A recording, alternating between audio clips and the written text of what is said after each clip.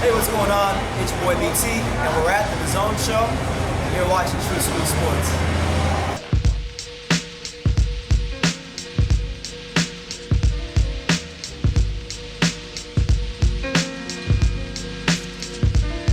I be your Black Panther, all in your dreams. Up against the wall, they tell me cause you can't see peace. And you ain't supposed to die a natural death, that. Got to work hard for mine, struggles on the line. Watching all these niggas in the street for a while. Breaking down all them motherfucking dirt bomb sound. I keep it real, you keep it to yourself and don't say jack. Every time I turn around and you're all on my back. For what? I don't know. These devils won't leave me alone. I've been here for 20 years and here to stand my ground. And these devils getting open, but they can't get down. Shedding lyrics through the city like a newborn seed. These type of lyrics, that's mine, that's organized with the time. I'm on the road checking my VI, I didn't start to come. But this season of success, it got them all fucked up. What you want right now, you may see mad later. Yo, my word is divine. You got to seek and find a new place to rest my mind. No more petty crime. Yo, I'm up against the wall. Yo, the world is falling, death is calling. I don't know, MCs be brawling. On the mic, when I get hype, whatever you want, yo, whatever you like. Bite on my style, I like that. Yo, here's your feedback, with one smack. Yeah, you know what I'm saying? No time to be playing, cause these niggas be delaying. Word, yo, when I get busy, here and over there, to New York City. One for one, one for all. I'm on the wall, my back is on the wall. Such a pity that living in the city is like living in the times of Frank Nitty. Walk in the tunnels of hell, the next level. The end of the time, so I got to get mine. Such a pity that living in the city is like living in the times of Frank Nitty. Walk in the tunnels of hell, the next level. What's going on? It's your boy BT, and I came here to talk some boxing with the thousands of True School Sports subscribers. Now, interesting stuff coming out of BoxingScene.com. Shout out to the fine folks at BoxingScene.com. They've written a couple articles about two of the UK's very own, two of the big names to come out of those shores in British boxing from the super middleweight division. We're talking about Carl Froch. We're talking about arguably the TBE of British boxing, Joe Calzaghe. All right. So recently, Carl Froch was doing a podcast, and he was speaking at length and speaking in detail about how he would come out of retirement for the right dance partner, and that the right dance partner is Joe Calzaghe. Okay. And we're gonna talk about that, and we're gonna dissect from there, and then Joe Calzaghe responded to that. So here's what Carl Froch said. Bear with me. It's a lot to read. I'll leave the article for you in the description so you can read it for yourself. But I'm gonna read it all verbatim. So bear with me. He said, I quote. All right. He said, I quote. I said to Eddie Hearn, forget the virtual press conference. We'll do the press conference, but if he can get him out of retirement, I fancy a bit of that. I have always said I will come out of retirement with the right dance partner. He's probably not going to get Joe Calzaghe on because he probably won't fancy it. Maybe I'll coax him out of retirement. I don't feel as badly now when I think of him. I don't get upset about his name. He then goes on by talking about just when fans don't give him a chance and fans on social media write him off. He said, I quote, he has got his fan base and they are solid and loyal and always give me a bit of stick on the internet.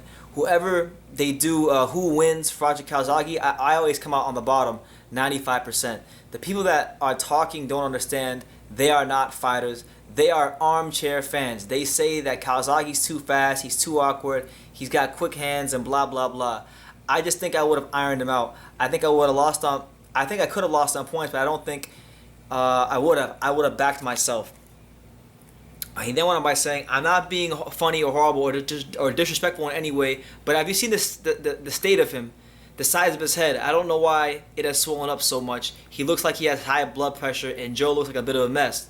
If he agreed to come out of retirement because of my cheek and the way I am speaking about him, I definitely fancy a bit of that, but he isn't going to want to come out because he knows he would get absolutely flattened because I am in good shape. The only reason I would consider not fighting him is because I would consider it unfair. Alright, so there you have it there from Carl Froch. So then Joe Calzaghe caught wind of this, and here's what Joe Calzaghe said in regards to Carl Froch and the comments he made on his podcast, saying, I quote, "It's mad I'm still living in his head after all these years. I've done everything you can achieve in boxing.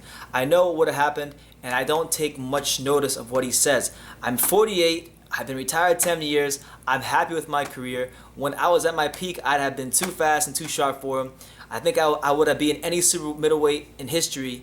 Maybe not Roy Jones Jr. at his peak. Interesting. Maybe not Roy Jones Jr. at his peak.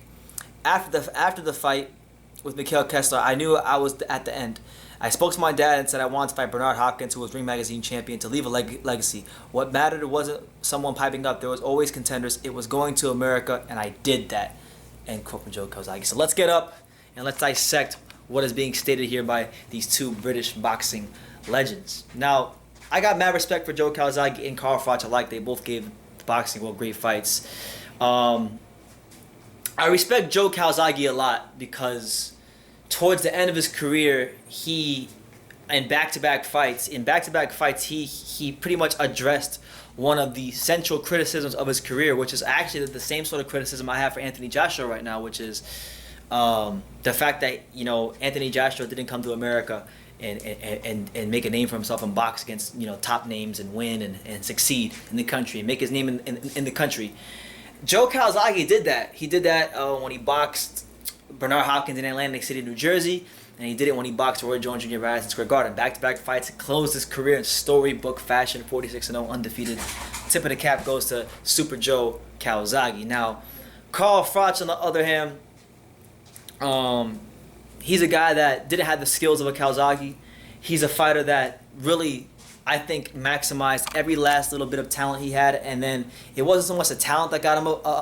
It wasn't so much the talent that got him over the hump in fights, but more so his balls, his grit, his determination. That's why he was able to iron out and flatten George Groves in front of 8,000 people in the Wembley Stadium. So, who would have won this fight? In my humble opinion, listen, I'm gonna go with Super Joe Calzaghe. I think Joe Calzaghe would have been too fast. I'm gonna pair it with Joe said. I think he would have been too fast, too sharp, too smart, have too much stamina for a guy like Carl Froch.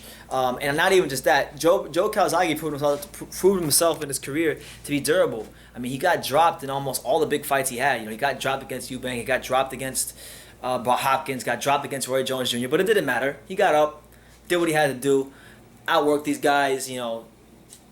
Had probably I would say, in my humble opinion, the best gas tank, the best stamina of any British boxer I've ever seen with my four eyes. So I think when you factor in Calzaghe's his speed, his awkwardness, his work rate, his durability, his championship experience, and most importantly his confidence, I can't see a guy like Carl Froch. I can't see Carl Froch beating him. Now, Carl Froch, he won a lot of fights in his career that, two fights in particular, I don't think he should have won either of them, but he showed that it takes more than talent to beat a fighter like Carl Froch, because you could be the classy boxer, you could have the more skills and be more technically sound, but it takes something special in here and up here to get over the hump and beat a Carl Froch.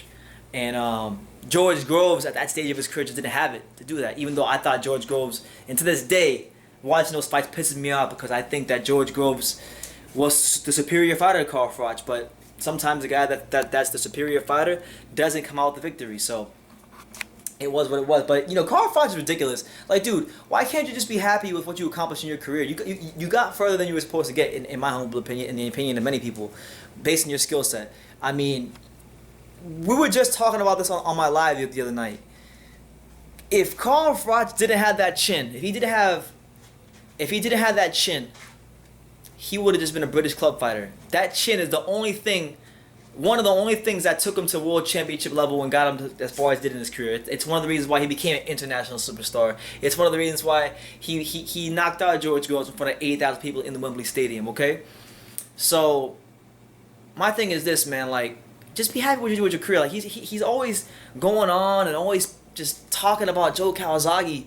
And I think he's sincerely jealous of Joe Calzaghe because Joe Calzaghe, especially since Joe Calzaghe's career ended, has been getting so much praise and so much adoration, not just from boxing fans around the world, but definitely even. But listen, that's when you know somebody's made it. When a British fighter, because listen, I know a lot of Americans are very hesitant to give British fighters credit because a lot of times the British media hypes them up to no end.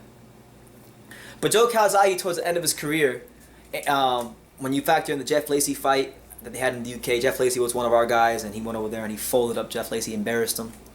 Then he fought Roy Jones Jr. Yes, it was Roy towards past his prime, but guess what? Joe was past his prime too, and Joe beat him. And then Joe fought Bernard Hopkins, very good Bernard Hopkins, Ring Magazine champion Bernard Hopkins, beat him as well in a really good competitive fight. So he won and he made his name in America. And the Americans, the Yanks are giving Joe Calzaghe credit. I go on boxing groups all the time, and I see sometimes people put fantasy fights and they'll put things about Joe Calzaghe, and you see like American boxing fans are giving Joe credit. And Carl Froch is good, and people boxing fans respect him, but he don't really get that universal love, I think. And from what I've seen, you guys can tell me if I'm wrong, if you think I'm wrong, but I don't think Carl Froch is really getting that universal love from boxing fans in the UK and around the world and in America. So that's just my opinion. But who would have won if they fought? I think Joe Calzaghe would have did him just like he did Jeff Lacey. I think he would have schooled him. I think he would have outclassed him. I don't think it would have been much of a contest. I think he would have 10-2 Joe Calzaghe, easy unanimous decision, 10-2, 11-1, something like that. I just can't see Carl Froch beating him because unless you're somebody like a Glenn, unless you're somebody like Glenn, the Road Warrior Johnson, who just comes straight forward and does this, Carl Froch isn't gonna outbox you. And if he thinks he's gonna land one big shot and keep Joe Calzaghe down, he's got another thing coming. It's one thing to land that shot on a guy like George Groves, who's not the most durable fighter in the world. But Calzaghe got dropped by Eubank, got up and won. Got dropped by Hopkins, got up and won. Got dropped by Roy Jones in the first round, got up and won. Got dropped by both Hopkins and Jones in the first round, got up and won. So, too sharp, too fast, too skilled, too good for Carl Froch. Too durable for Carl Froch.